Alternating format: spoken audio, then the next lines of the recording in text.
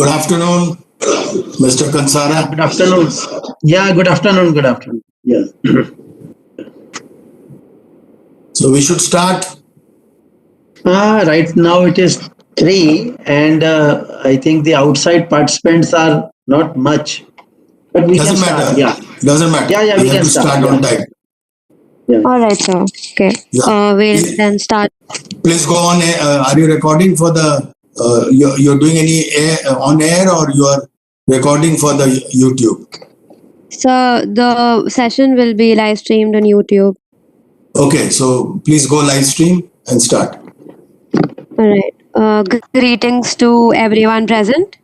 On behalf of QCI, a very warm welcome to all of you to the 44th webinar of Udyog Manthan on consumers. Udyog Manthan, an initiative by DPIIT, is a series of webinars focusing on promoting quality and productivity in the Indian industry. We request all the participants to please keep their mics and cameras off to avoid any sort of disturbances.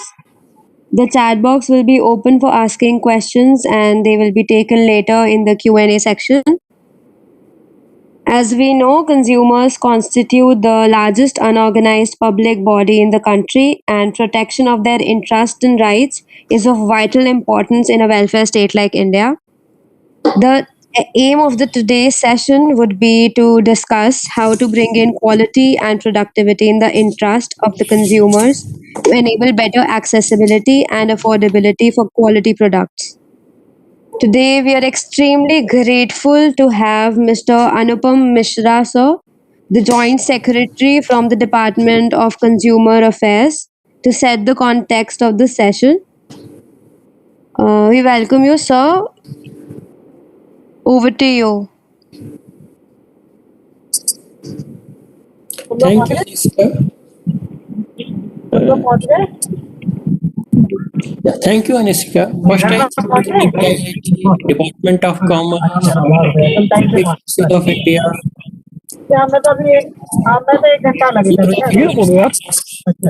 National Productivity Council, ASSOCHAM, FICCI, and CII for organizing this Udyog Manthan and including the topic consumers for today's interaction, and also for giving me this opportunity to share my perspective.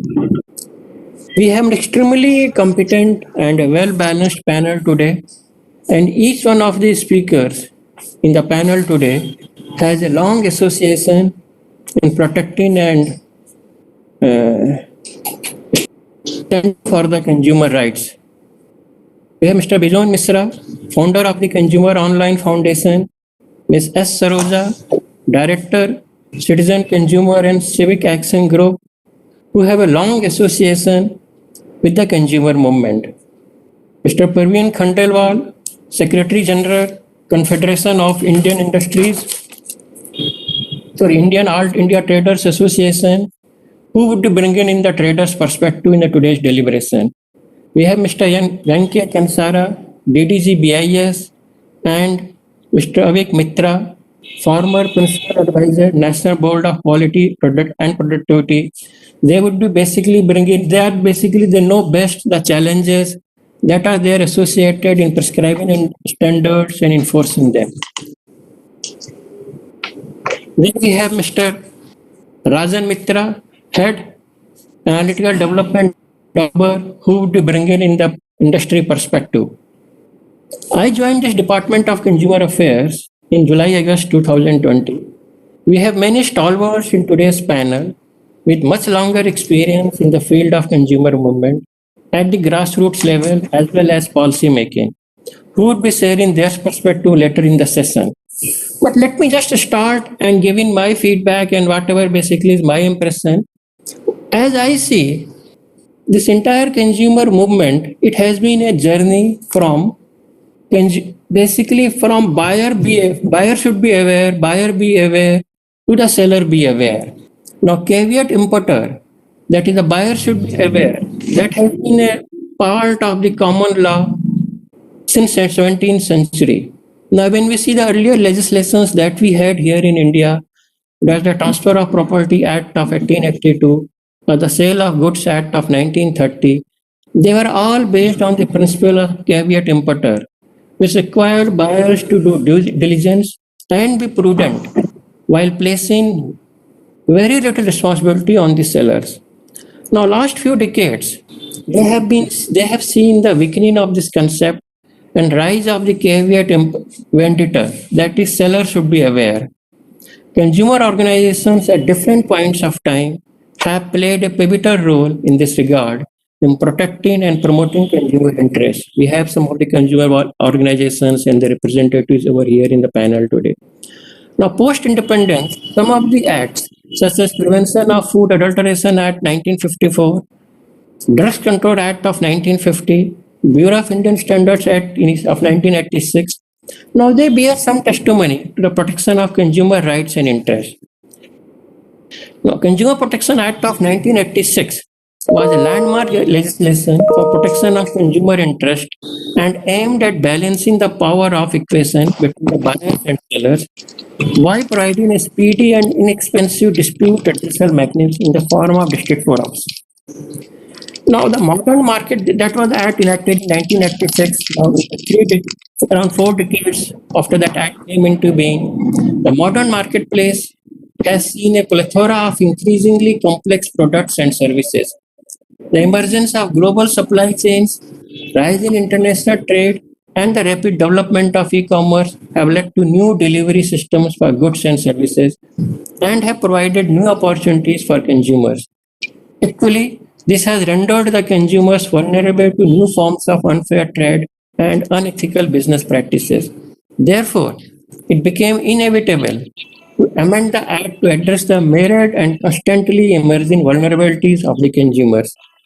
The recurrent theme in the consumer protection has been the need to deploy effective measures to prevent unfair trade practices.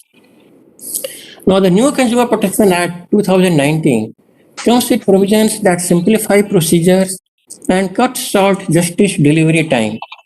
It has widened the definition of consumer to specifically include online transactions, teleshopping, direct selling, or multi-level marketing. The new Act provides flexibility to the consumer to file complaints with the jurisdictional consumer forum located at the place of residence or work of the consumer. The new Act also contains enabling provisions to consumers to file complaints electronically and for hearing and examining parties through video conferencing. Now, as of now, there are 15 states, including NCDRC, that have put in a place of e-filing. That is, the consumers in those states and districts can directly file the complaints. The new Act, that is the CP Act of 2019, also has set up a regulatory authority known as the Central Consumer Protection Authority with wide powers of enforcement. The CCP will have an investigating wing headed by a Director General, which may conduct inquiry and investigation into consumer law violations, especially of consumer rights, unfair trade practices, and misleading advertisements. The new Act fixes liability on endorsers, considering that there have been numerous instances in the recent past where consumers have fallen prey to unfair trade practices under the influence of celebrities acting as brand ambassadors. In such cases, it becomes important for the endorsers to take the onus and exercise due diligence to verify the veracity of the claims made in the advertisement to refute liability claims. The CCPA may impose penalty or prohibit the endorser of misleading advertisement from endorsing the particular product or service for a period. The CCPA has also been granted suo motu actions, recall products, order reimbursement of the price of goods services, cancel licenses, and file class action suits if a consumer complaint affects a class of consumers. Our country has no exclusive law to claim compensation on product liability so far. The 2000 Consumer Protection Act is the first ever legislation that has introduced the penal regime governing product liability claims in India. Prior to the 2019 Act, a consumer had to rely on a number of different statutes, such as the Indian Contract Act of 1872, the Sale of Goods Act 1930, coupled with judicial activism to establish and enforce product liability claim against the product manufacturers in India. When the courts had acknowledged that doctrine of strict product liability did not exist in India. The new Act has introduced the concept of product liability and brings within its scope the product manufacturer, product service provider, and product seller for any claim or compensation. Under the aegis of the 2019 Act, the consumer is now statutorily entitled to claim compensation for any harm, injury, death, or damage arising from the defective product from a product manufacturer, a product seller, or a product service provider. Hailed as a significant development, the law now holds a seller or a service provider liable as well as for defective products. Now, with these words, I once again thank DPIIT, Department of Commerce, and QCI for organizing. I now hand over the session to Mr. Bejan Misra, founder, Your Online Foundation, for moderating the session and taking the today's deliberations forward. Also, today's deliberations will provide useful policy inputs for various decision making. So I once again thank you. Now, Mr. Vijay Misra, you can take it forward from here. Thank you. Thank you very much, Anupam ji. It's a pleasure meeting you today. This is the first time I'm meeting you, and I feel very happy and delighted. You have set the tone. You have actually set the tone in the manner which we were all wanting it to happen, and you have very beautifully put out that journey which started in 1986, where I was very fortunate that time I was 3 years old. 1983 I joined the movement, and 1986 we got the law. So it was an excellent piece of legislation which the world acclaimed. But now in 2019 law, we have brought further amendments which is more modern and more consumer friendly. And as you very rightly said, it has brought in huge element of consumer focus. And now, as you rightly said, it is no longer buyer beware, but it is now seller beware. Having said that, I would like to first share with you all the purpose and objective of today's conversation. Can I request people who are not speaking to mute themselves? Please mute themselves. There is a lot of disturbance coming, and QCI from the back end, please mute people who are not speaking. Thank you.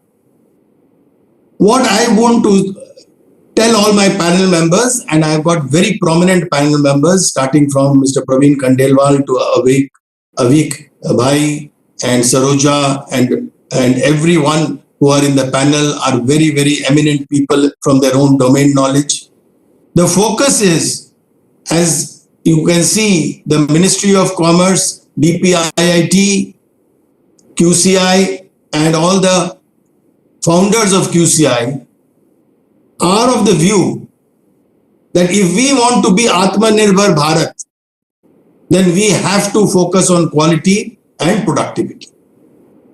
And quality and productivity are two sides of the same coin.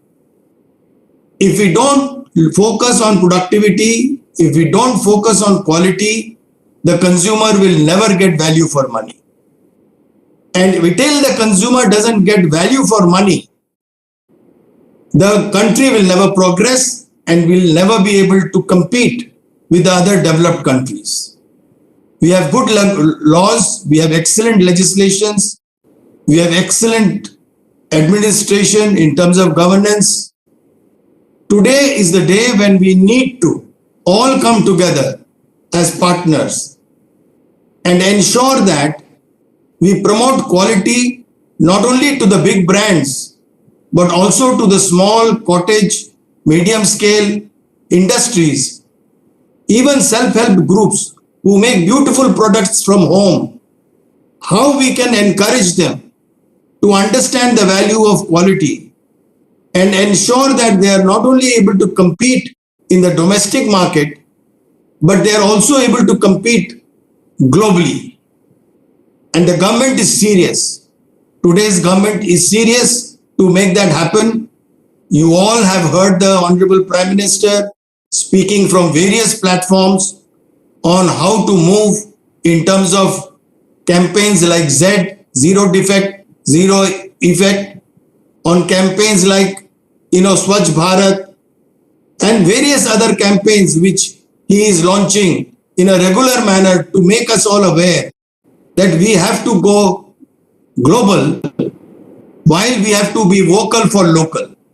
In order to be vocal for local, we have to bring that choice, that empowerment to the consumer. With this, I would like to call upon my very eminent panel members, starting from the keynote address to be given by none other but Mr. N.K. Kansara, who is the Deputy Director General, Policy, Research and Training of the Bureau of Indian Standards. This is the only body which is officially, as per law, is the standard setting body of our country. Mr. Kansara has his MTech from IIT Delhi in chemistry. He has been working with BIS since March of 1984. He has experience in all the activities of the national standards body. Important assignments has been handled by him under product certification schemes and various other activities, especially like hallmarking of gold and silver jewelry, public grievances under consumer affairs. And I have had several opportunities to work with him, and I've always found him very focused in terms of, several initiatives which have been done on quality within BIS. He has undertaken study tour to US and as part of Government of India delegation, and has service delivery mechanisms which included the McConnell-Aldrich Quality Program and Office of Management and Budget, Council for Excellence in Government, among other key service providers. I am sure he will share with us in terms of how BIS has brought in the consumer focus within quality and productivity in their activities. Mr. Kansara, I now hand over the mic to you. Yeah, good afternoon. Thank you, Mr. Bijon. Good afternoon, Mr. Anupam also, and all the panelists, and also the participants. I am seeing that the number is increasing, and hopefully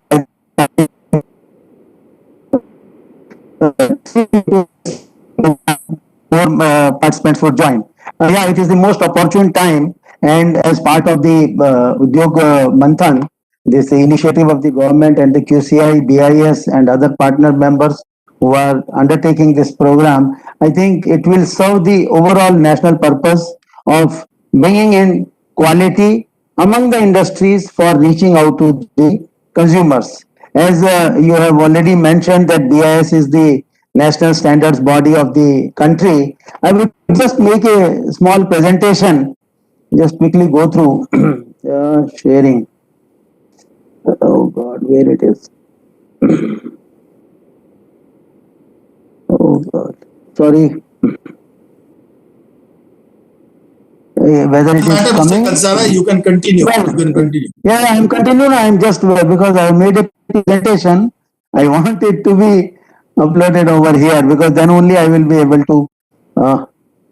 Not coming, sharing the content.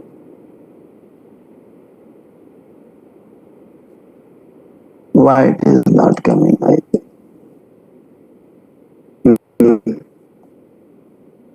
Can QCI backend?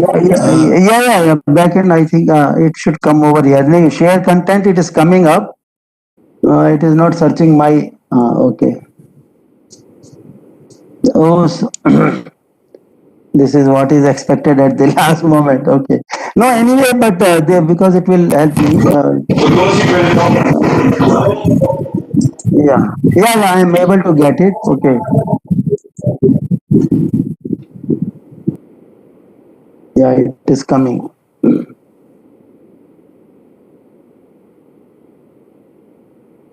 Okay.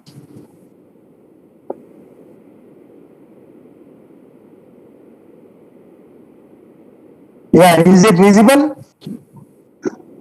No, not yet. No, it is visible to me. Sharing the.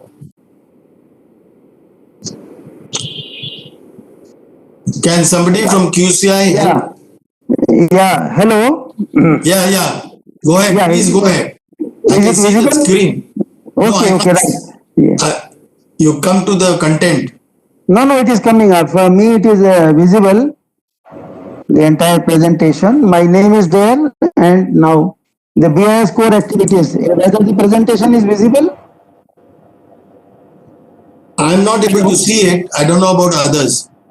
Yeah. You see, Not hello. Now it has come. Now it has come. Please go ahead. Okay, Now it right. has come. So Please this, go ahead. yeah, okay, good. Thank you. So this is what I would just make a presentation on the BIS. What it was just stated by Mr. Anupam also, and Bijon also touched upon the 1986 Act of BIS. It was just in the time when the Consumer Protection Act also came into existence on 1986. Both have traveled quite a lot of distance, and the BIS Act 1986 got revamped into the 2016 version, which is currently in force, just like Consumer Protection Act has come out in 2019, the revised version. The core activities of BIS are the national standards, standardization activity, the conformity assessment scheme. All of us know this. This is the new terminology which we are now using. It is the ISI marking scheme, popularly known as the ISI marking scheme. The very essential to that is the laboratory activity. Then we do have the other schemes like the hallmarking. We do the training also. All these activities, they relate to the consumers directly as well as indirectly. How we are spread, this is what the consumers are as spread out throughout the country. BIS is equally spread throughout the country. And just to inform you, very recently from the 32 branches which we have shown it pan India, now grown to, very recently we have now grown to 41 branch offices, just because the industries are growing, the certification scheme is growing, and the expectations of consumers are increasing. This is what. Till now, BIS has been able to make almost close to 21,000 standards, out of which thousands are already under certification. I will briefly touch upon about the 400 standards which are under the voluntary scheme. And we have a good base of 38,000 licenses which are implementing the ISO BIS standards. The standardization activity, as all of you may be knowing, it touches upon every aspect of the customer supplier relationship, what the consumer wants, what the manufacturer can supply and is expected to supply, and how he will grow within the provisions of his infrastructure and manpower availability. He is expected to produce quality goods which are safe, reliable, and compatible, even interoperable, and of having the desired efficiency level. All these gets encompassed which are written for the each and every product or services. This is what we see. And of course, BIS is the national standards body, and the importance of national standards is evident from the fact that they are influenced by the national priorities and local economic factors, maybe the lack of resources or unavailability of alternate supply sources.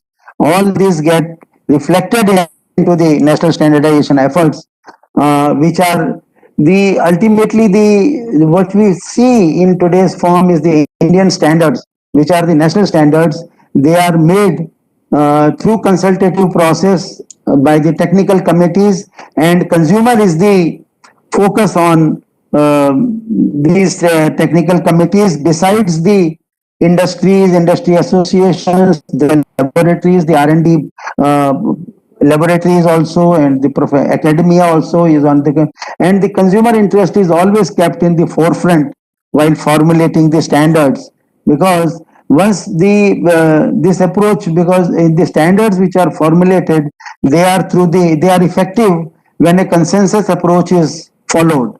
Means you to the extent what the industry can produce and what the customer wants, if they get translated into action, and the deliverables are in the form of the quality characteristics or the requirements for a particular product, then it is good and implementable standard comes out. And this approach leads to standards and regulations which can be readily implemented and enforced by all the stakeholders. So what we have is, once the standard is there and we produce quality goods, it's very simple term. What I would say, if the quality of the product is good, customer would come back. Otherwise, the product itself will come back. In the first instance, the customer will come back hopefully for the repeat order.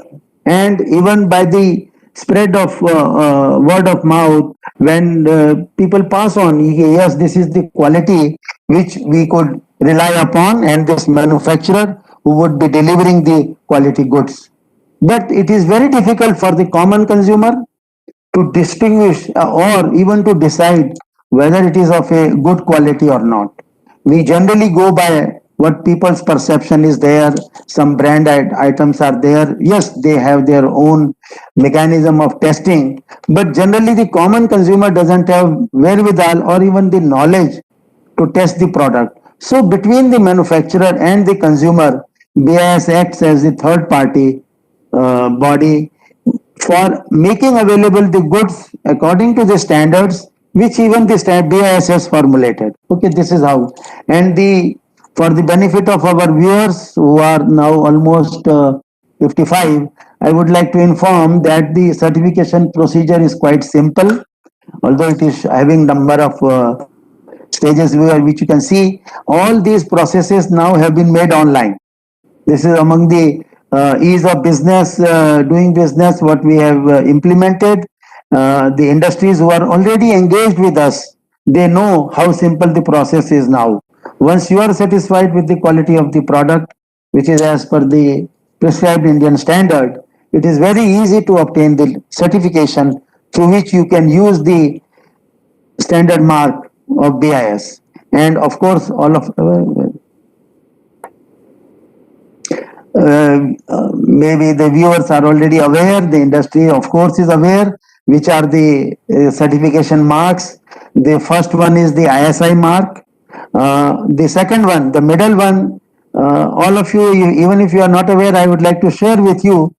We are right now through the VC also, which we are conducting, and even our mobiles also, this certification mark, the registration mark of BIS must be there in the equipment of all of us, which we are using. Just go, this is the, go by the R number, the ISI mark is with the CML number, and this is the third symbol is for the management system certification schemes. The bottom one, which is the most precious items, the gold for and the silver articles for which we are operating the hallmarking scheme. Now, once the scheme is available, the standard is available, it is for the Indian industry to make use of these provisions provided by the government and BIS and serve the consumer's interest. India has a vision to becoming a 1 trillion economy by 2025.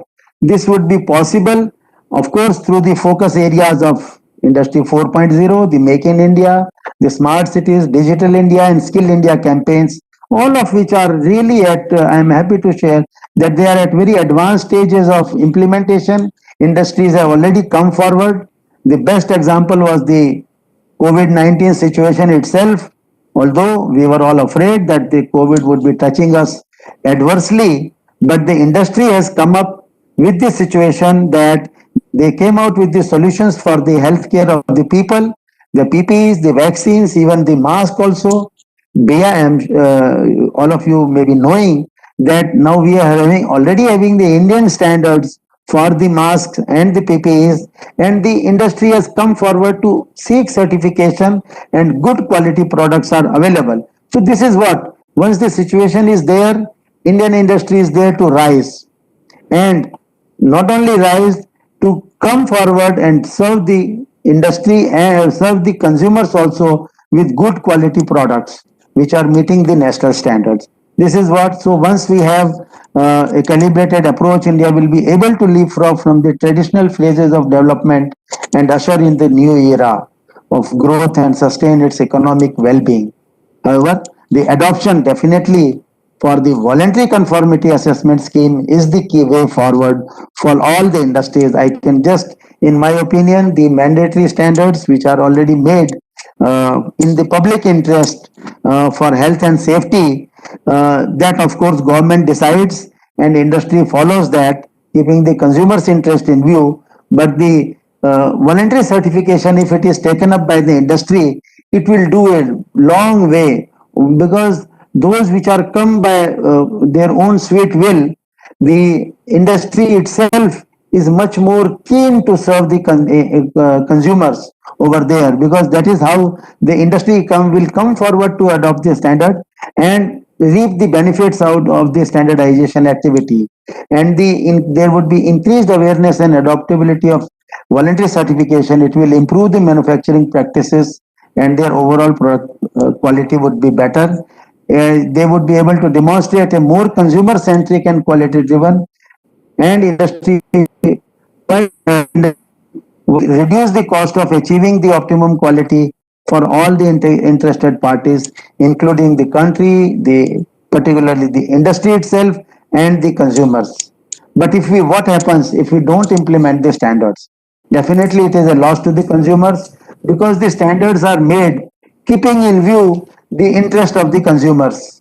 If the standards remain, you would have just in the initial slide, very less number of standards have been implemented so far. So this is the right time. The industry comes forward voluntarily to implement these standards, so that the national standardization efforts which BIS have done, it gets utilized. And once that is there, the benefits in terms of, even in terms of the economy, of course, it would be profitable to the industry also, and the national economy will rise. Definitely, this is what we do not want the nation to suffer because the standards remain idle. My humble request is, if the industry which is listening and participating in this program, if you find there are some reasons due to which the standards are not implemented or some difficulties are there, we are there to listen to you. Just send your comments and we will try to improve the standards, bring it at par with the expectations of the consumers as well as the industry. These are this is Mr. Anupam had also said that Consumer Protection Act now clearly defines the consumer. We also follow the same. And there are two types of consumers which we are categorizing. One is the common consumer, and another is the organized buyer. That organized buyer has the wherewithal to test and get the samples tested, etc., before making a purchase. But the individual buyers whose interest we also take care of, because they are not able to test the quality, and therefore the third party certification helps. That is how another way of the consumer's right is this. And the protection of from hazardous goods is also taken care of in the form of the requirements of products mentioned in the standard. Right to information, all our standards which are related to products, they have the marking clause, the quality, the quantity, the potency, like the packaged drinking water, the shelf life, all these things are information is provided once the products carry the standard mark over there. And best of all, the right to variety of goods.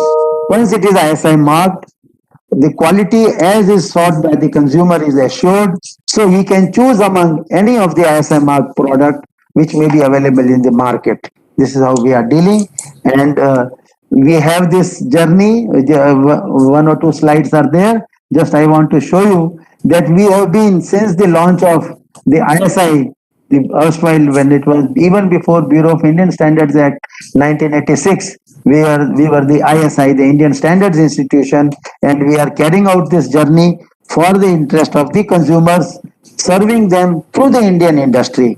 This is what we have been doing. You can get connected with us. We have an online portal dealing with all the important features of the standard formulation activity, certification activity, and also the consumers portal which is there. One thing I would just like to add, that the Indian standards have been made free of cost, available to anyone and everyone. So they can refer how the standards are there. They are made in what form a particular standard is there. If you want to give comments on the standard, that is also made online. Just register yourself. It is free of cost. Avail the Manak online portal. Send the comments to us. We are there to listen to you. Okay. Not only for improvement in the products and services, but even for the products which are not meeting the required quality. So we can arrange for their. And this is one another good feature has come up. We are in your hands on the mobile care app.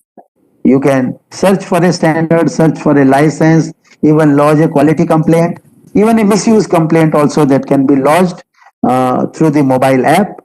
It has been quite found useful by quite some time. Many of the users, we are there in the social media also. We will always be there at your service. This is what Thank you. is from our side to the consumers. I will thank you very much. Yeah. Thanks a lot, Mr. Kansara. You have actually, in a very comprehensive manner, you have narrated the activities of BIS. I am sure, without standard, there is no quality. We all will agree. And in order to promote quality, we have to promote standard. So that there has to be a demand created by the consumers, there has to be a demand created by the manufacturers, sellers. Everyone must look for the ISI mark, which you explained in various forms, in various avatars it is there, today. People should be able to have a recall value of that mark. The moment they go shopping, the moment they want to purchase, they should always insist that where is this BIS mark? When I don't see the BIS mark, I would not buy. I will not take the risk of buying it. So in order to build that trust, I am sure the Udyog Manthan will play a very important role in bringing up policies which will encourage small cottage industries, everybody who is into the manufacturing or service provide as a service provider, go with standards which BIS has formulated and brought into practice. Now I will go straight to our very important panel member, Mr. Praveen Khandelwal, who I very fondly call him as Praveen Bhai. And we have been working together for many years now, where I have been trying to convince him that how important it is for the retailer to also appreciate quality, and how the retailer should become a good friend of the consumer to guide the consumer, because the retailer is at the cutting edge. The retailer is the person who is on my neighborhood. He is my next door neighbor who is serving me 24/7, who is all the time looking after what I want. Praveen Khandelwal, as we all know, he is not only famous in India, but he is world famous. He is the Secretary General of the Confederation of All India Traders. He has led All India movement on several important issues of traders and non-corporate sector. He has been advocating the cause of trading community pertaining to need of a financial architecture for non-corporate sector of India, rules and regulations for e-commerce business in the country, goods and service tax. He had a huge, kind of a assertiveness he expressed yesterday on the GST, how it needs changes. Direct tax code, the Food Safety and Standards Act has to be made more friendly, and the Delhi Rent Act, among others, he has been advocating on behalf of the traders of our country. You see, I will, without taking any time, I would now call upon Praveen Bhai to kindly take the mic and talk about how the retail community can promote quality to the consumers and assure high-class quality products and services at the doorstep of the consumer. Praveen Bhai, please unmute and speak.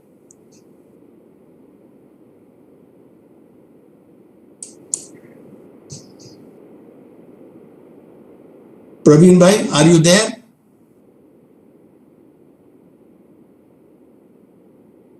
Can the slide be taken down, Mr. Kansara?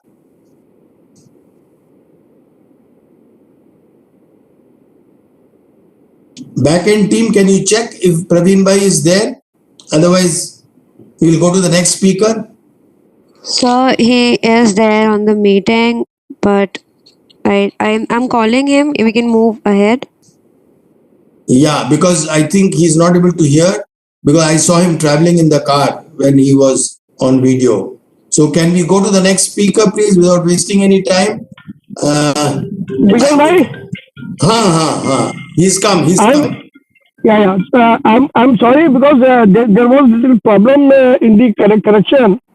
So I just you are loud and clear. You are loud and clear, Praveen bhai. Please continue. Thank you, Bijan bhai. Thank you, Bijan bhai. I'm really grateful to Quality Council of India for bringing such a discussion on this very important topic. And certainly, I can assure you that 8.5 crore traders in the country do also want to be put into a system which should be robust and which takes India to local for vocal and Atmanirbhar Bharat.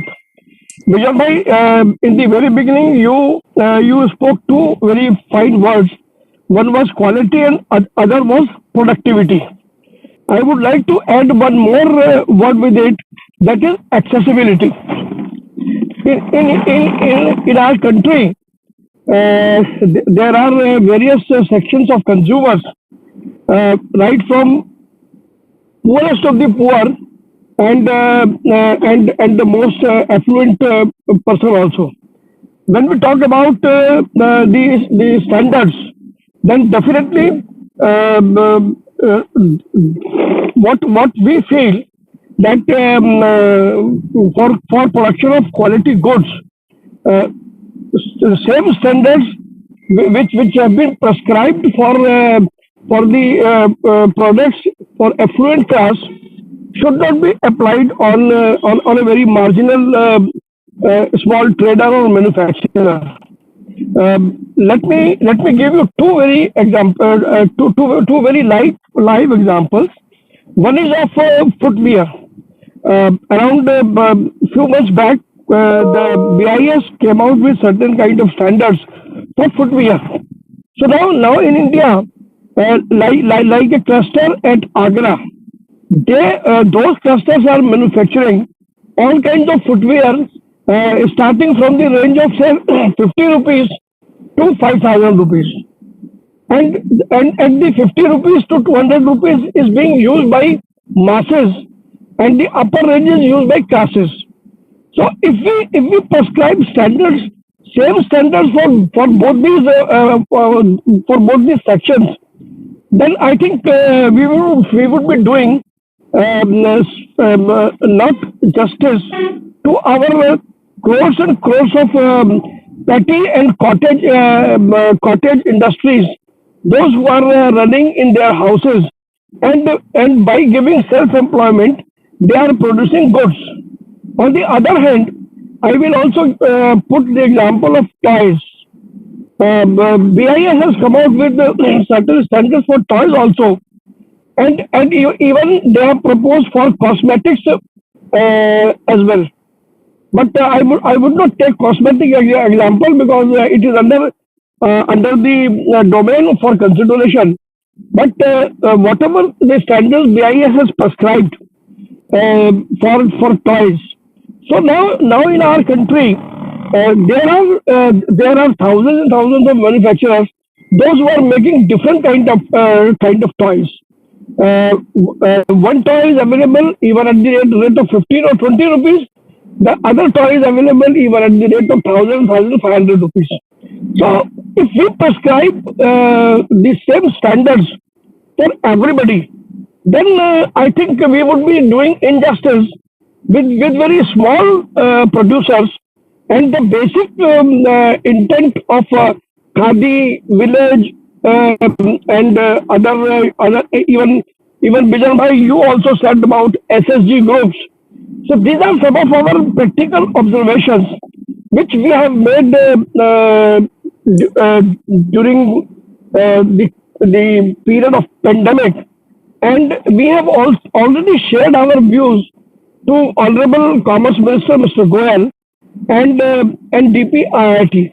So at this forum also, I would like to elicit opinion of the august speakers about the accessibility.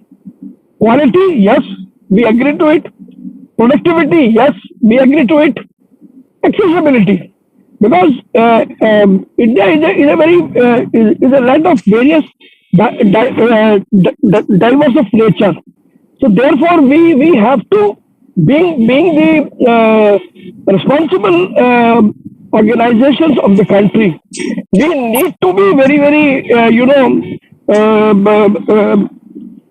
we need to understand the requirements of the consumers of this country.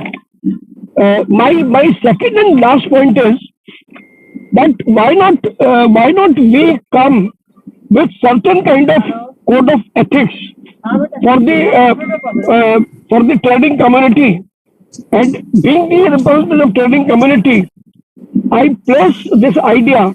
I had enough discussion with Mr. Bijan Mishra in the past, and at this point of time, I from my side, from the side of CIT, on behalf of 8.5 crore traders of the country, I propose that there should be some kind of code of ethics, and that code of ethics should be drawn by Quality Council of India, and but of course in consultation with consumers and trade organizations, and let us come out to make a joint awareness campaign among the traders that these are the minimum code of ethics, and for encouraging that code of ethics, we should evolve out a scheme where in every city we will identify the traders, those who have followed code of ethics, or we can have some kind of rating from the consumers for every trader, and that rating should be taken as a parameter for defining the traders, those who have followed code of ethics. So these are my two very important observations, and I'm more interested in hearing our other panel members. So these are my observations, and I again thanks my moderator Mr. Bijan Mishra and the other senior officials of QCI, of DPIIT, and of course of BIS. Thank you very much. Thank you very much Praveen भाई. आज तो landmark दिन हो गया. आपने जो announcement किए प्रवीण भाई, you know that I have been talking to you about it for many years. Yes. And you also know, and let me tell you the progress. DPIIT is already seriously considering to invite people like you all, consumer organizations, manufacturers, for these kind of consultations, which we will go forward with, which you have said. The second most important thing which you have said, Mr. Soni, please put your mic off, please. Please switch off your mic. So the most important thing which Praveen bhai you have said is that we want to make sure that people like you, cottage industry manufacturers, who you said, for example, the shoes example which you gave, toys example you gave, in the standard setting exercise, I would appeal to Gansara ji to include your representatives in that body when they sit to make standards. It goes to show that there is a missing link. The people are not being invited who matter in terms of while setting the standards. So I would appeal to BIS to kindly include the representatives getting nominated by Khandelwal ji in terms of who should be the representative from the small and cottage industries while formulating, because the standards can be again amended. It is not final that it has to be the same, and I'm sure we will move towards that place where nobody will feel the pinch in accepting the standard. Praveen, Certainly, thank you very certainly, much. yeah. Certainly, we have taken it off and let them identify the committees of their interest, particularly through the program of work, and definitely it will be taken care of. Definitely, okay. Very Yeah, good. Thank you very much, Kansara yes, ji. sir. Thank you very much. Praveen भाई देखिए ये उद्योग मंथन कितना काम का हो रहा है, ऑन द स्पॉट डिसीजंस हो रहे हैं. And I will now go to my next speaker Abhik Mitra ji. We very fondly call him Abhik Bhai. He is a former principal advisor to the National Board for Quality Promotion. He holds a master's degree in industrial engineering and received several training abroad that include benchmarking, trainer cum consultant. Mitra ji has conducted several training and consultancy assignments, and I very fondly recall the great events, training programs I have attended with him. He is a very passionate trainer, very committed. He has been head of quality division of Associated Chamber of Commerce and Industry and apex chamber body in the country. Mr. Mitra has also served as Deputy Director of the National Productivity Council, which is again one of our partners in this Udyog Manthan and a very important partner. And he has been consulting on these issues for several years now in the country. I am sure he will touch upon partnership and its leverages, priorities in terms of becoming Atmanirbhar Bharat, support expected from government, and I am sure he will be very candid and straightforward in terms of how to assure that quality and productivity, to bring that accessibility, which Praveen Bhai said, to improve affordability, competition, fair competition at the marketplace, with the use of quality and productivity as the mantra. Mr. Abhik Mitra, the mic is now yours. Please unmute and come.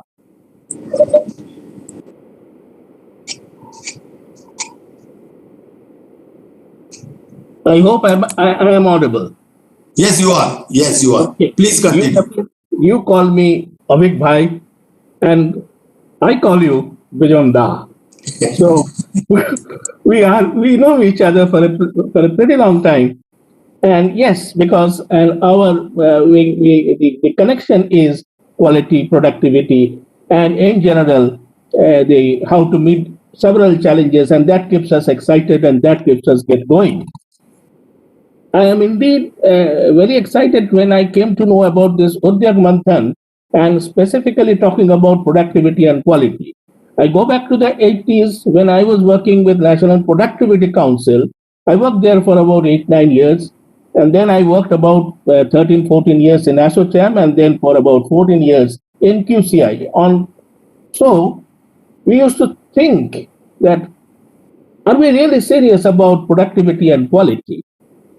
Today, the ministry concerned was DPIIT, and of course we had a connection with all other ministries. And today, when I looked at Udyog Manthan, and I saw that we are to talk on productivity and quality, and when we saw that we are now also today, specifically today, we have to talk on consumers. Well, subject matter is vast, the canvas is vast. Consumer, productivity, quality, three vast topics, but they are all linked together. How do we go about? And I also looked into what my colleagues, they are my colleagues, they are like my heart, in QCI, the UN team, when they had sent what they intend to discuss, I searched for keywords.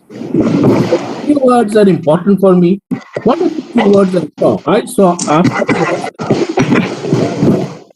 I saw Atmanirbhar, I saw 3 P's, I saw Chago, Grahak Chago, and of course I saw government processes.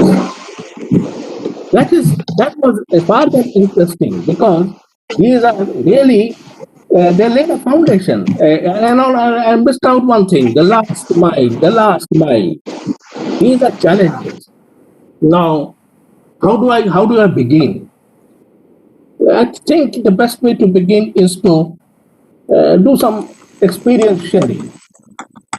I remember maybe a year and a couple of years back, I had visited a plant in Gujarat. It was a hot day. Gujarat is generally very hot, and it was a really hot day. I was thinking कि जल्दी जाओ, जल्दी वापस आ जाओ. I went to the plant, I went to the factory, or rather the company, and I reached there around 11 o'clock. I was thinking that I should be out by around maximum by 3 o'clock. I came out at around night 11 o'clock. And again the next day I made a visit, further visit. Why? What did I see? I saw what we used to think. Is it possible? Is it possible? I saw everything possible. This company was in the business of making high-end product, high-end technology products, solutions which are technology solutions, which all are electronic and such items. Now this company says, what are you? They say we are innovative, we are technology driven, we are system driven, and we are customer focused. Friends, I saw something really happening there. And how do you look? What is your approach? They say we are research driven. We are research driven. We are design based. And then we manufacture and then we sell. Mind the two words. With great pride, they are telling me that they are research driven. They are design driven. Friends, we know today, and the business world is talking about design-based thinking. Business world is talking about risk-based thinking. There we are finding, there I saw before my own eyes how a company is completely focused on engineering, and completely focused on designing, and saying, I asked them, we want to find out what's their level of customer, or in our parlance, it is customer. However, they are the consumers, customers, citizens, consumers are all at the end of the day same. So asked him, what's your level of customer returns? He said, yes, there are a few, but how do you call yourself a customer focused, consumer focused? He said, we built up intimacy. We know each and every consumers, each and every customers, buyers thoroughly. We keep on meeting them. We built up intimacy with them. Mind you these words. Customer intimacy, customer experience is the word today. We built it up. And that's how over the time we know. And then you asked us, they're saying, you asked us, how do we go in our engineering activities?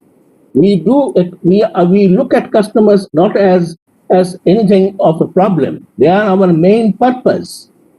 And we do everything in a collaboration. Now, that is wonderful. This is not a big company. This is a medium level company.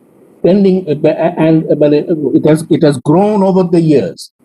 How much challenge it has taken. And I felt like that these are examples which has to be again and again told to our industry. Atmanirbharata I saw before my own eyes. Atma Vishwas I saw before my own eyes. The examples, classic examples.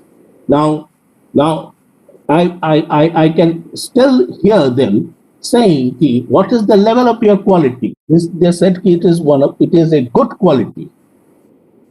What is the level of your cost? They said we try to give an affordable cost. What is the level of your delivery? He said we try to stick to 100% delivery requirements.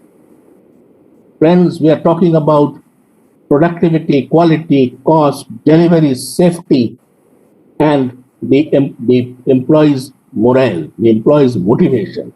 They call it in short PQCDSM. This is what my own in my own country. This is not only one example. There are several examples which are coming up, and this is way we have met the challenges of productivity and quality. We are meeting industry. A section of the industry is now, why a section? The entire industry is now wants to wake up and go on the path of after Atmanirbhar. Then vocal for local. These are no longer words. These are realities which are going to happen now. So now there is one more word in the note, that was 3P. The planet, the people, and the profit. 3P is also very, very, very powerful word. Now, what's there on 3P? Only yesterday, I saw in the paper that HUL has declared that they have become plastic neutral, with something like 60,000 tons of plastics being recycled and managed. They have reprocessed and they have managed and making the company plastic neutral. The other companies followed. They are large companies. There is a challenge. There are other companies that are followed. Is Nestle also has become plastic neutral. Marico has a plan to become plastic neutral, I think, in a couple of years. And Dabur also, I think, one of our speakers is from Dabur. I think in a year, they are also going to become plastic neutral. The country has shown that this country can meet the challenge of 3Ps. That responsible producers, responsible when there is a pressure from the consumers, business becomes responsible. Business becomes rise up and meet the expectations of the consumers. This is shown in a number of times. India is showing that we rise to the occasion. Even during the COVID times, we have shown how we can address the PPE requirement, the mask, the sanitizers, this requirement, and the way a cooperation was established between all stakeholders, including my very own NABL, and how quickly NABL fast-tracked many things and came forward to meet the challenges which was there to meet the COVID situation. So this goes to show the resilience. This is another word, the resilience, which our business is demonstrating. Government equally is showing its own resilience. Government processes are also now becoming more and more flexible, but at the same time looking at getting the inputs. We have in a wonderful way used our digital efforts. It has started giving us the benefit which we are expecting. That for several years I have seen that this was only a dream. Will it ever come? But things have started happening, and it is only going to accelerate faster and faster. So, with this background, partnership, yes. When we talk about partnership to be established, partnership between whom? Partnership, who will be there in the networking, in the partnership?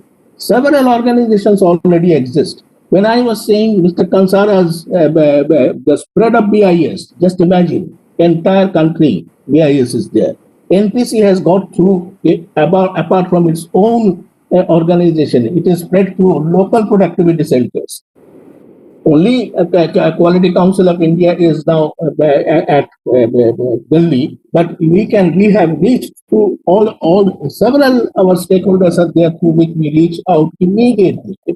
So, and also we have to remember there are several networking bodies, professional networking bodies. They include the National Institute for Quality Reliability, to the Indian Statistical Institute. Everybody has to play a role. And we have started playing that. Only thing is somebody has to integrate, somebody has to look at, and we might have to look into, there is a possibility, I desire that we look into American productivity quality centers, the way they are doing. Korean productivity quality centers, the way they are working, and other countries. A little bit of every knowledge is available on the website, and then think about that a perfect coordination between NPC, QCI, BIS, and such bodies, and along with the chambers. Chambers also have changed. Chambers, when I joined the chambers, I found them not very much, fast and trying to go back to the old traditional methods of advocacy. But they have changed. They want to walk the same speed and bring new ideas along with the government for their industry, because industry is rapidly changing. So now they have said, can we have a couple of bullet points on Atmanirbhar? I think the bullet points can be: one, research and development. We need a good dose of research and development in this nation. I understand the research and development expenditure, and there could be low cost automation to any other specific areas of research. And their R&D expenditure, they say, is quite low, and I believe it hovers around 0.7% of our GDP. And the other BRIC countries, they are ahead of us. And also, of course, USA and UK are also ahead of us. China is also ahead of us. Brazil is ahead of us. So we got to spend a little more on R&D. And when we are talking about R&D, we are not talking about R&D per se. The CSR labs everything is there. But then maybe on low-cost automation, that may be one of the areas in which we can focus, because that will give the foundation to go for Industry 4.0. Industry 4.0, we cannot deny. Consumers are going to ask for certain levels of perfection, quality that we won't be able to give, and especially if we are looking at the global competition. So these foundations, we have created the foundation. There are several clusters there where these foundations are in the process of getting created. Get them activated now, or rather, not get them activated. Give them more challenges, and let us see how we can, for the posterity, they will look back and say, yes, they did it, because we have shown our ability. So research and development is one area, and maybe a creation of some kind of a skill set map. What are the skills available at various industry clusters? A mapping has to be done, and this mapping very carefully has to be done. Organizations have to come forward and take up this challenge. Government must be thinking in this, because for quite some time the government is working on skill. But a skill map will indicate which clusters, which area, regional dispersion, and then accordingly industries can be located.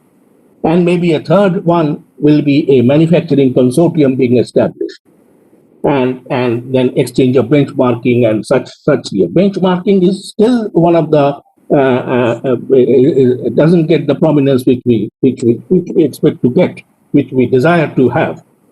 So these are some of the activities. Everything needs to be discussed. It's wonderful that Udyog Manthan has started the process. It will. I think there will be platforms created. People will pour ideas. Young people, they have so much of ideas. Startup India is something which the whole nation, the world looks at India. I myself got confronted with a challenge. A startup company comes and says, we want to have a quality management system. Quality, or what do we do on quality? Startup quality is a challenge. So now, all these things are there. Subject matter is vast. Vijayanda, you have given me some good time. I am so thankful to you. But the discussion is the subject matter. No, this is a continuous process. Thank you, Abhibhai. Thanks a lot for your very useful inputs. The journey goes on. The discussion will not only happen in virtually like we are doing, but it will come on the drawing board now. It will be an kind of an activity where, once we come into the picture, we take it to its logical end, and we will take it there, and we will take it there. So thank you very much for giving us the two very important points which you also raised in terms of R&D and enabling factors. You know how Lijjat Papad has grown.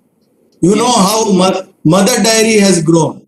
You know, Amul. Amul is an international brand. Now you go to New York, you will find Amul there. Now, that is exactly what we are aiming at. And who is the creator of Amul? It's that small household in Gujarat who is pouring that milk every morning into that can and bringing it, and then it is getting churned into butter. It is getting churned into cheese, and we are all having it all over the world. Now, these are the success models. We have to take it forward. Now, without wasting any more time, I will go to one of my very prominent and very active consumer representative from southern India. You know, none other but Saroja. You know, I very fondly recollect how she came into the movement and how she took active role, and today she is working globally on consumer rights issues, representing India all over the world on consumer issues. I am so happy that she agreed to come and she is with us today. She is the Director for Consumer Advisory and Outreach at Citizen, Consumer and Civic Action Group. She leads CAG's work related to consumer protection, involving research projects on various consumer issues, counsels consumers on their complaints, and engages with the relevant public grievances and civil society groups in terms of policies and practices.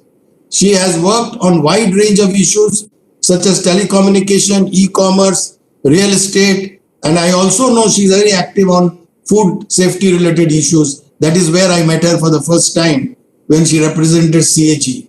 She is the member of the Committee on Consumer Policy with BIS, and she is also a member of Consumers International. So, Saroja, I would like you to share in terms of the quality perspective of a consumer. How do you think quality and productivity can be brought into the forefront to make products and services not only affordable, but they get the value for money?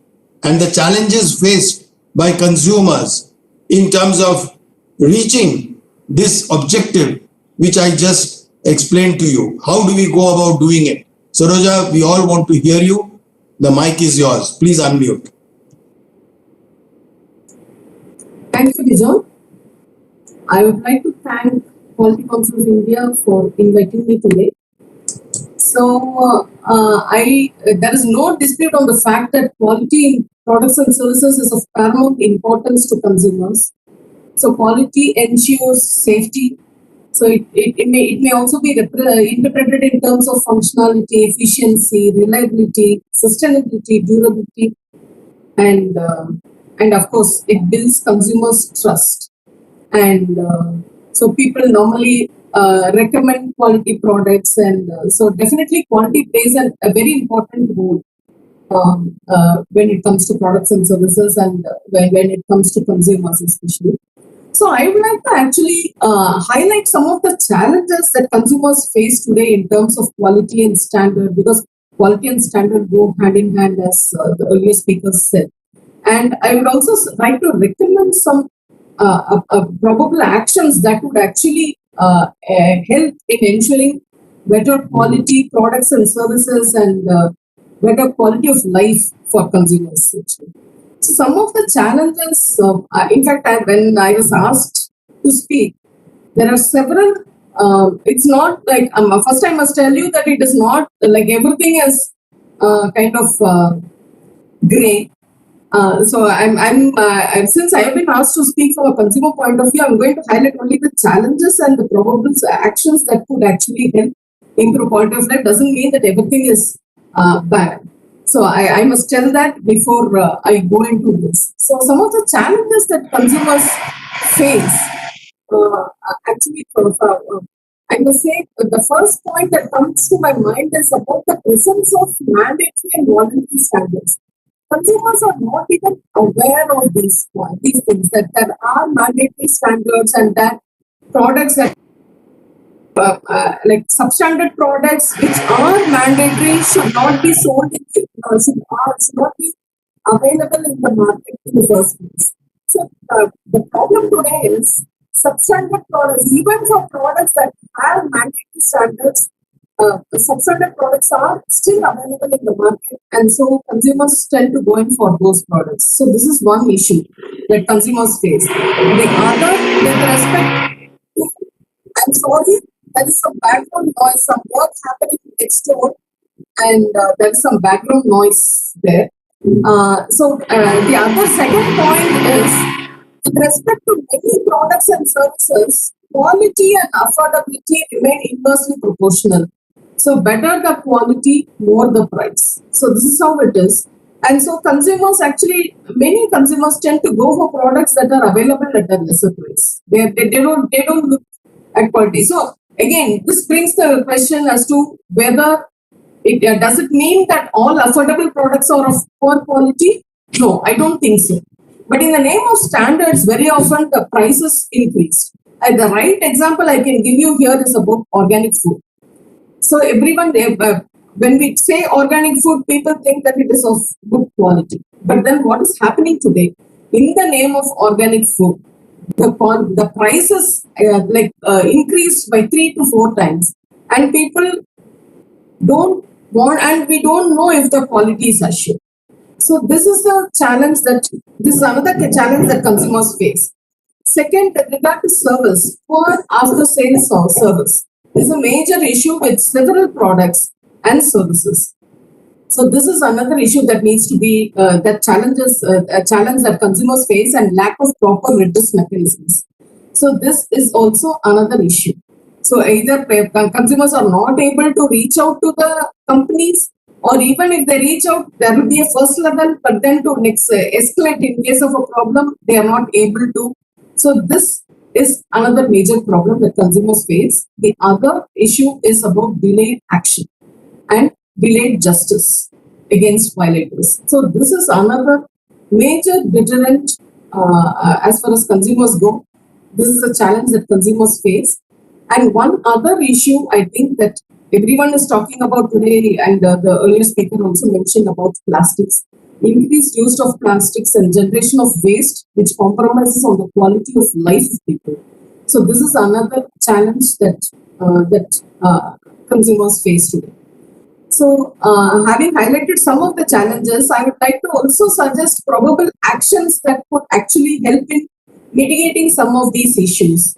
One, I think it's important that we increase the consumer awareness about products that have mandatory standards. So we should tell consumers. The example, even for cookers and LPG, many are not aware that they have mandatory standards. So that is something that they use in their daily life, and so about which they should be aware of. We, as consumer organizations, we do reach out to consumers, we do tell them about this, but then several other measures have to be taken to improve awareness is one.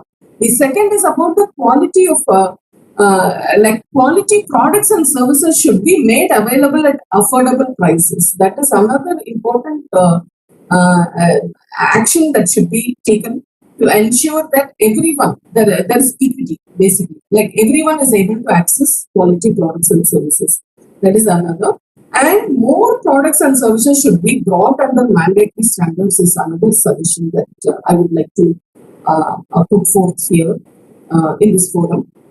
And one other suggestion is about doing periodical market surveillance. So, which is very important. Then, how can substandard products be available in market for products for which standards are mandatory? So, unless we do this periodical market surveillance to find that out and to take appropriate action, it's going to be very difficult for consumers. And we need to do a consumer perception survey also simultaneously to understand consumers' views, their understanding of quality, what they mean by it, and whether how their awareness about standards.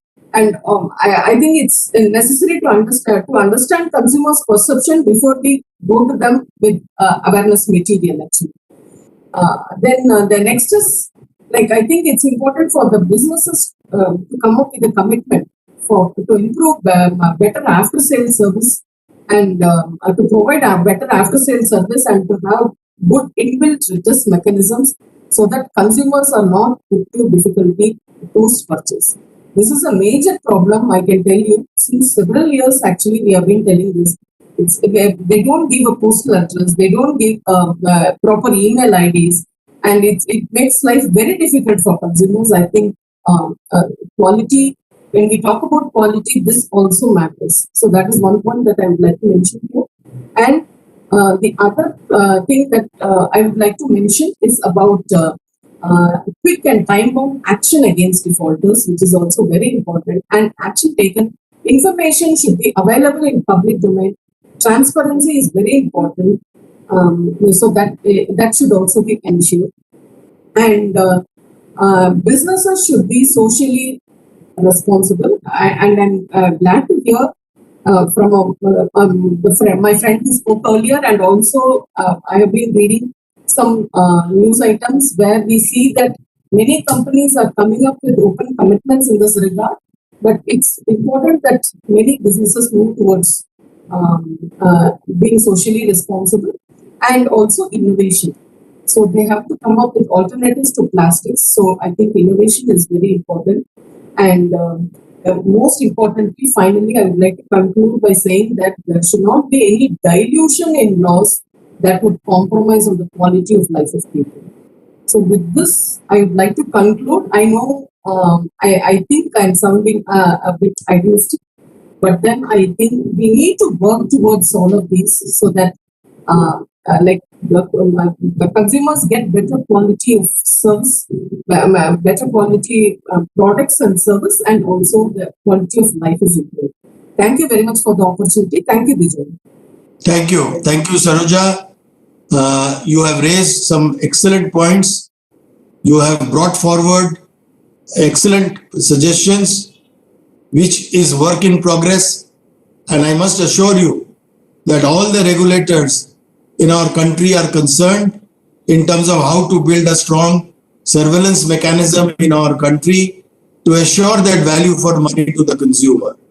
And of course, as you know, the consumer organizations themselves all over the country are playing a pivotal role in giving prompt redressal to consumer complaints and trying to ensure that they don't have to rush to the court to seek justice, but they can get justice through mediation.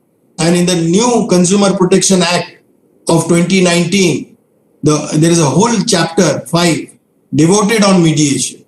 So we are going to go for, ADRs, alternative dispute resolution mechanisms in our country in a big way. We will make sure that people don't spend their time in an unproductive manner, litigating. If we have to litigate, then let CCPA take the onus and go on behalf of the consumers to bring in changes in the policies which they have been mandated by law. So we are expecting CCPA to be one of the key interveners in the coming days on behalf of the consumers to take quality to its next level, to assure that products are affordable and accessible, which is of high quality, manufactured by Indians, manufactured in India, manufactured by all the scientists who have helped the small scale to grow. So with this, I would go to my last speaker on the panel, but he is not the least. He is very important for us. It is none other but Ranjan Mitra. Mr. Mitra is the head of analytical development at Dabur India Limited. Dr. Mitra holds a master's degree in chemistry from Indian Institute of Technology, Delhi, India, and a PhD in organic chemistry from University of Florida, USA. So I'm very happy that he has lived in US and he understands how a consumer is treated in those countries. After completion of his PhD, he did a postdoctoral stint at University of Florida, USA for 1.5 years. He is the immediate past president of India section of AOAC International. He has overall experience of about 11 plus years in this field. He leads a team of scientists, chemists and microbiologists to develop novel chemical and microbiological methodologies to support the deliverance of more products of value across a diverse food, cosmetic and healthcare portfolio. I am sure he will walk us through in terms of what the company is doing, not only for creating their own Dabur brand, but also creating, champions of quality from where they source their raw materials or where they source certain on licensed products for themselves. The need of the hour is how do we percolate the science to the lowest level in our country. I would like Dr. Mitra to kindly guide us in this huge campaign which DPIIT, QCI and the partners are taking forward to encourage small and medium scale factories, manufacturers, traders, dealers, retailers to look at quality as the main source to make profit. So, and consumers get value for money. Dr. Mitra, please unmute and the mic is yours. Thank you, sir. It's always a pleasure getting the mic from you.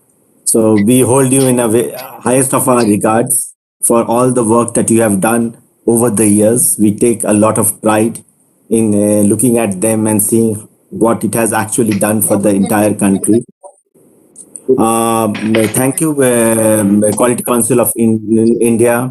Thank you, DPIIT, for this opportunity.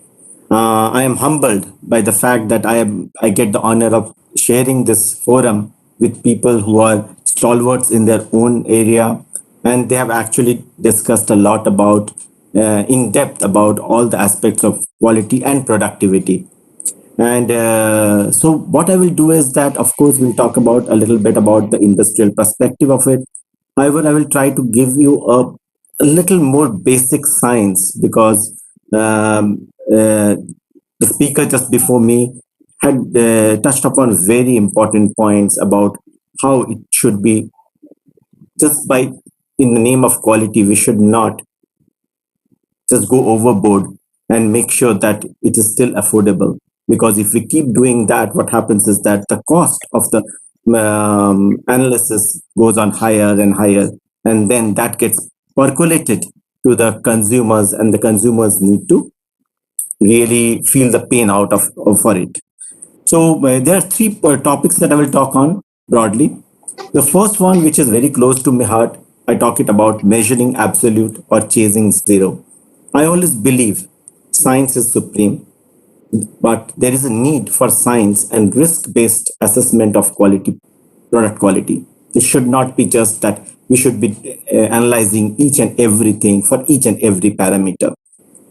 For us, absolute is a term which is absolutely very difficult to define, because if something is absolute, that means you have to also define a term which is zero, because absolute means there's nothing to it, and zero means there's absolutely again nothing to it. So how do we really say that our product does not have any defect, or it does not have any impurity, or it does not have anything wrong in it? So that brings us to a term called zero. Now zero, what happens is that with the technology, the zero is getting pushed back every year. Every moment it is getting pushed back. And actually, zero getting pushed back to a smaller number is having a very huge impact in terms of a cost of analysis. I just like to take one example, just to make this point very clear. You must be hearing the terms like ppm, ppb, ppt. These are all the terms that people talk about in measuring the amount of impurities that are there. Now just imagine if 1 ppm is around 16 miles or 25 kilometer. 1 ppb is around 16,000 miles, which is almost going around the world in the latitude of Minneapolis. And 1 ppt is around 16 million miles, which is like taking a giant step from Earth to the sun. So now there are technologies that are available where you can go to a ppt level also, and then measure whether your product is having some impurities or contaminants. However, will that be useful? We need to ask that question before.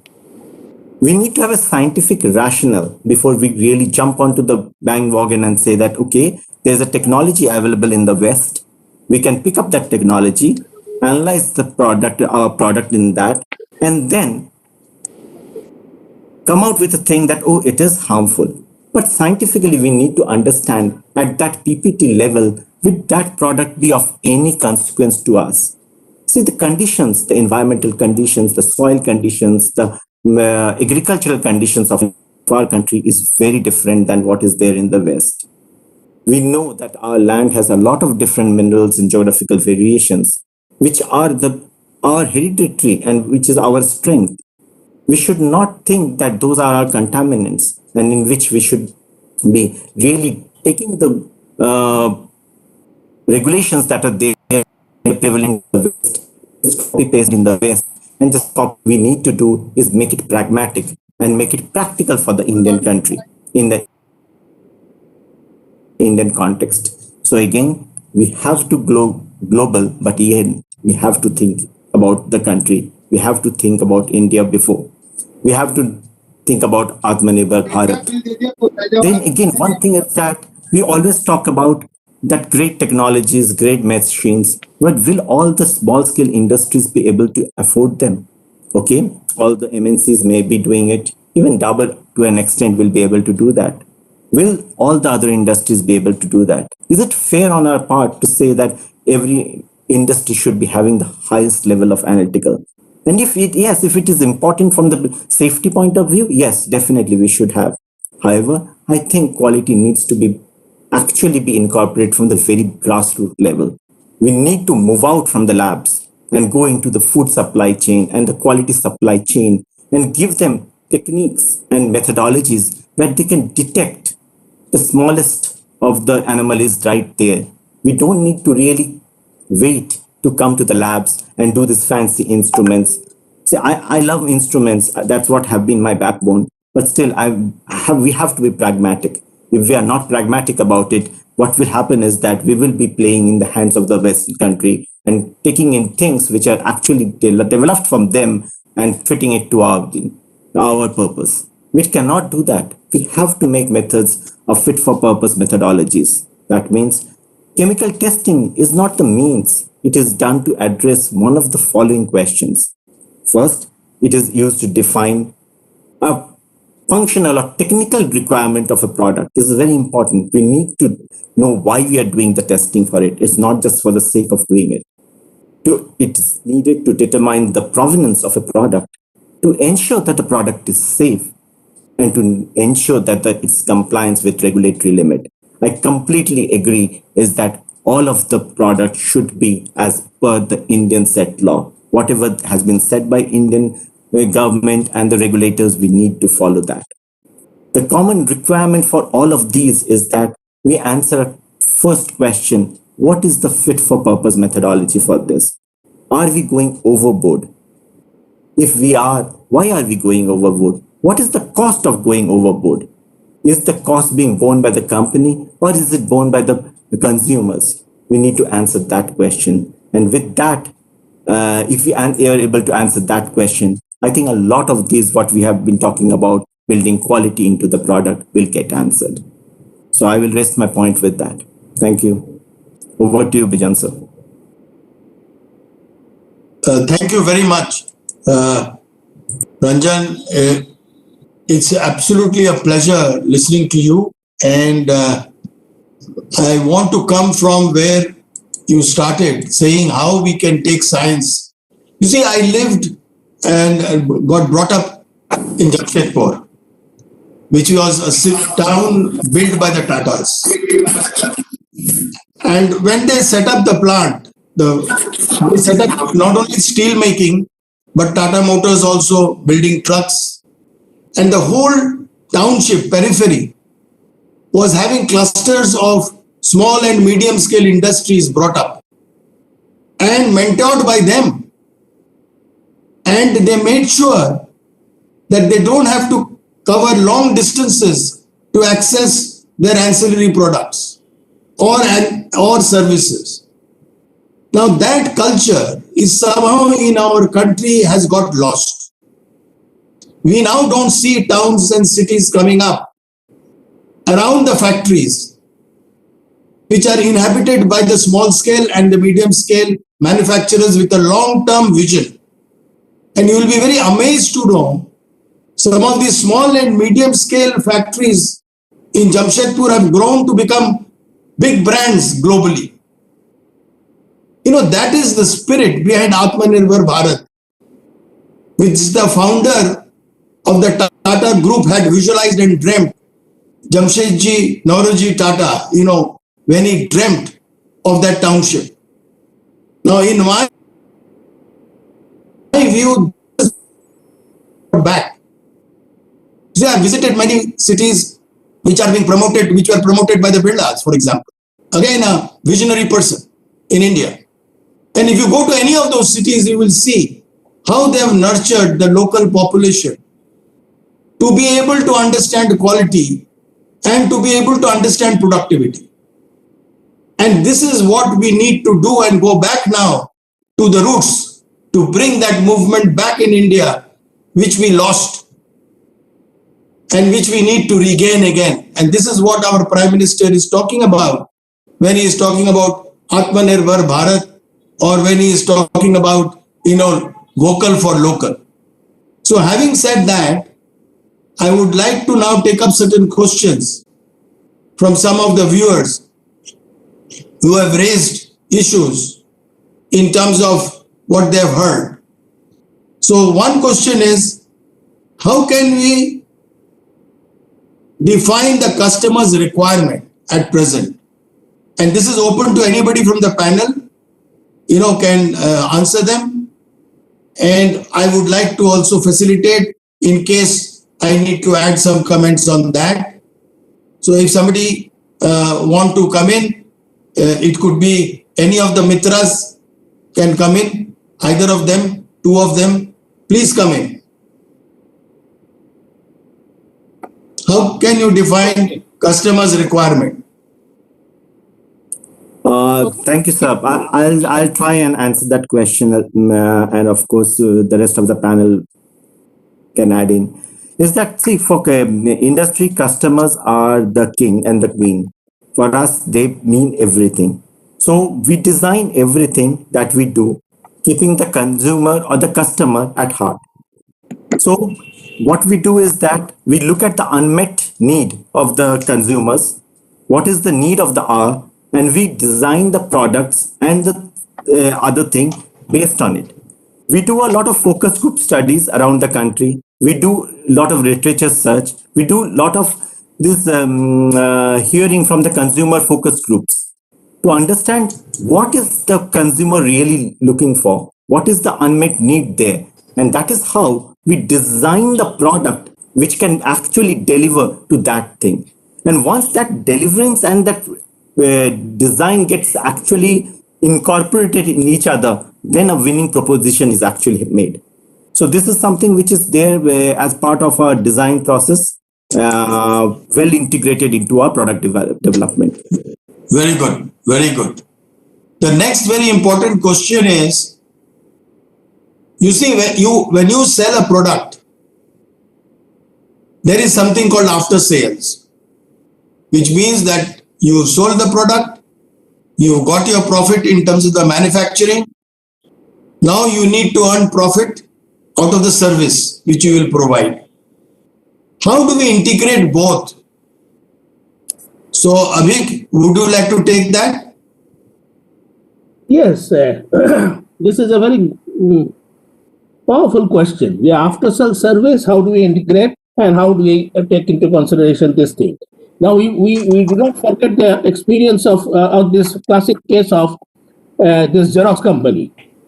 Xerox company, they gradually they were focusing on the after sales, and the business was expanding in the after sales service. So the main business was getting unnoticed. Gradually, they were shrinking. The after sales was getting bigger. And what happened? I mean, something very terrible happened because the company was in doldrums. Same story gets repeated if you get most of the focus on after sales, if you neglect after sales service. So you have to integrate. Today, you have to integrate your after. What are the after sales areas which where we are giving the services, and come to know about from the after sales is a very big area.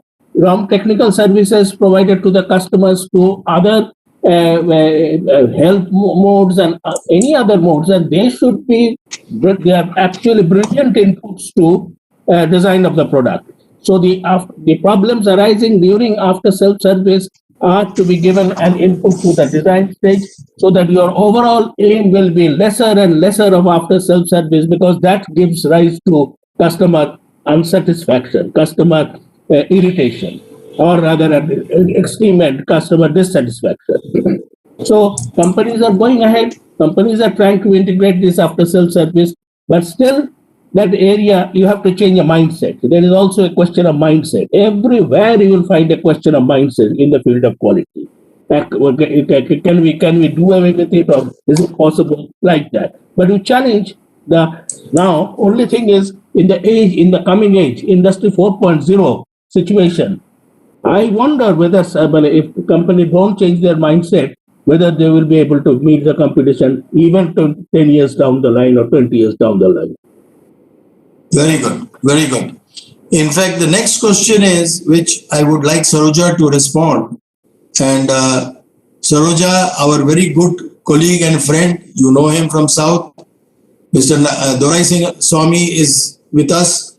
Dorai Swami ji has asked that, like in the name of organic, what you mentioned, certain products are being sold, but they are not organic, and prices are being taken from the consumer, making them believe that it's organic.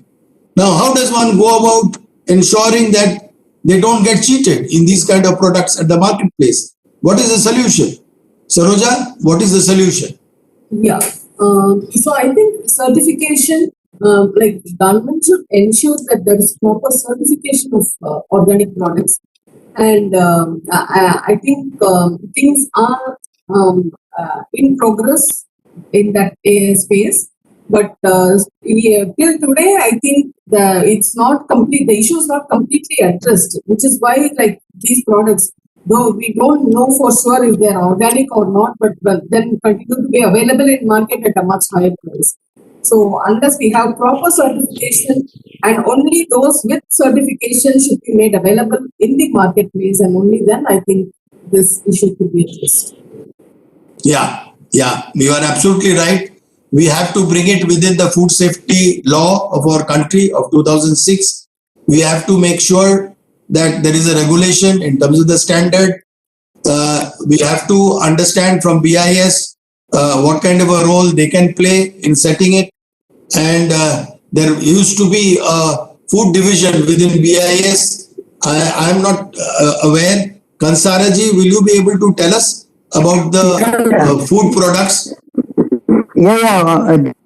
As you have rightly said, we have our food agriculture and food products division, working on the standard formulation in the field of food products and agricultural products, and this is also high on our agenda, and we should be coming out with customer friendly standards, because they meet the requirements of the customers. That would definitely be there. And of course, certification, once it is taken up, this dilemma of consumers, whether if the cost is high, still whether it is genuine or not, that would be attended to through this. Yeah. Very good. Thank you very much. Yeah. Thank you very much. Abhi, you want to say something? Abhi, you want to say something? You have to unmute.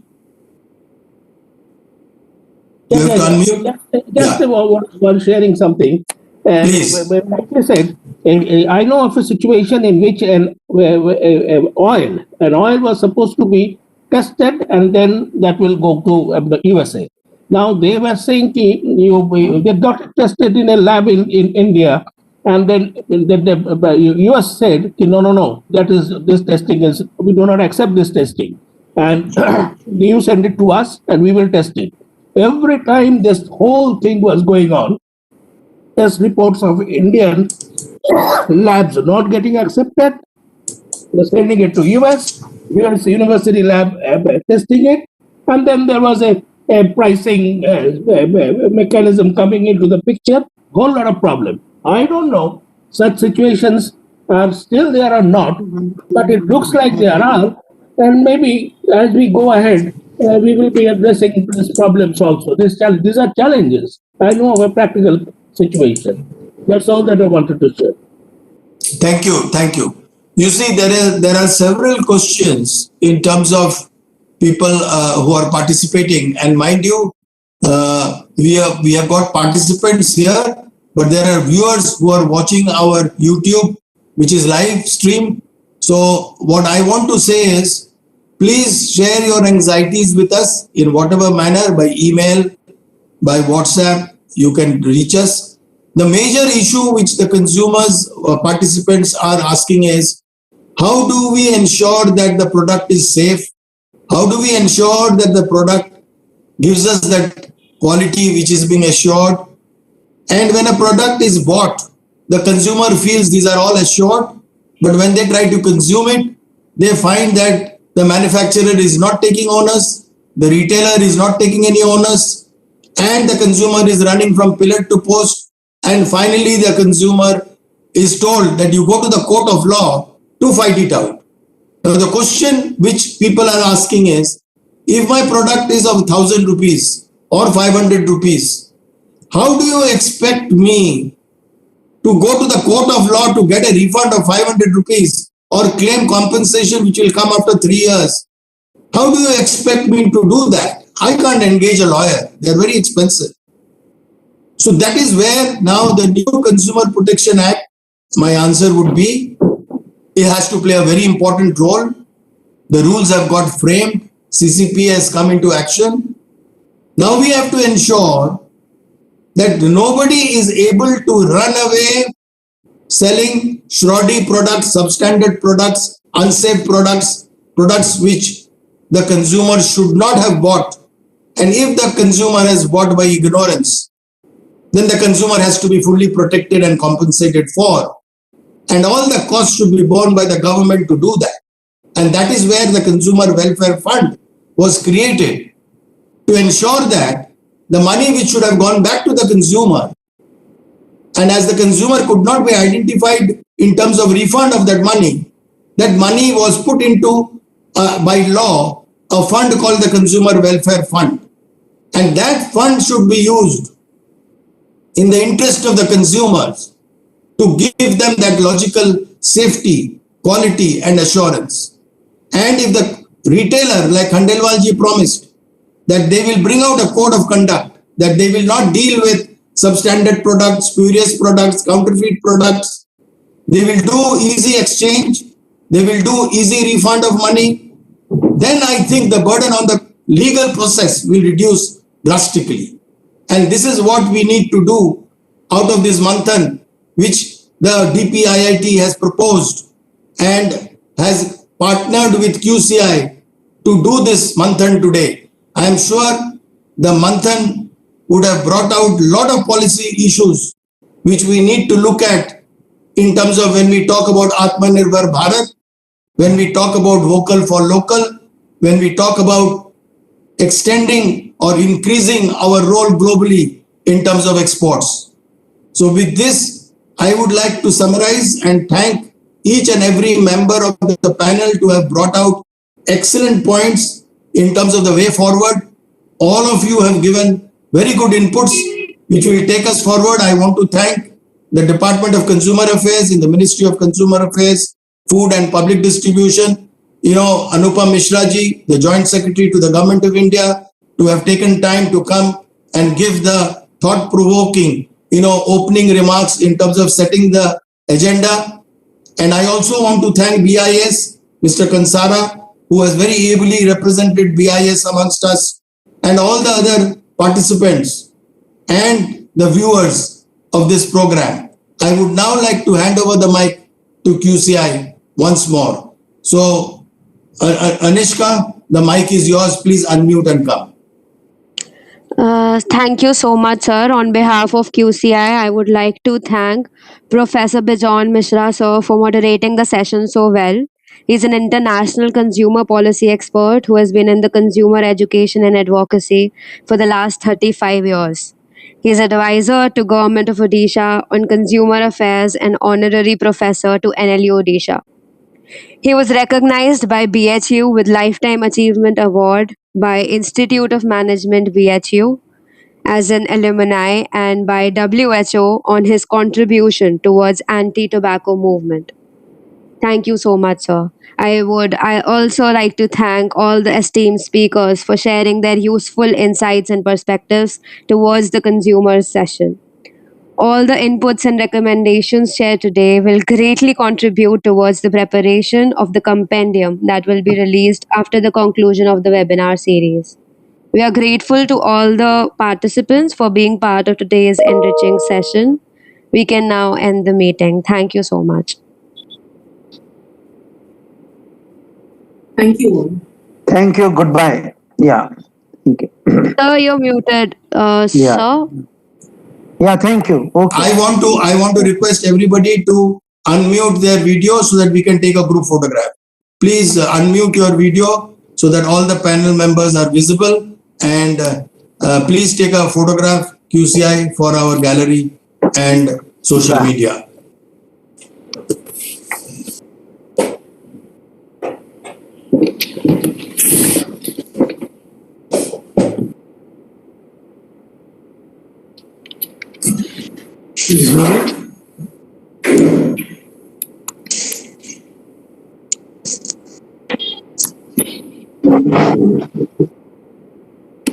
You tell me once the photograph is done, then we can close it.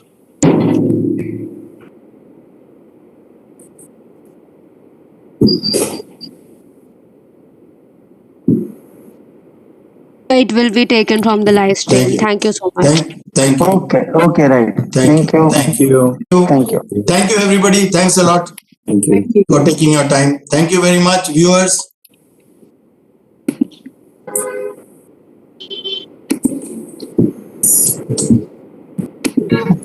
Huh?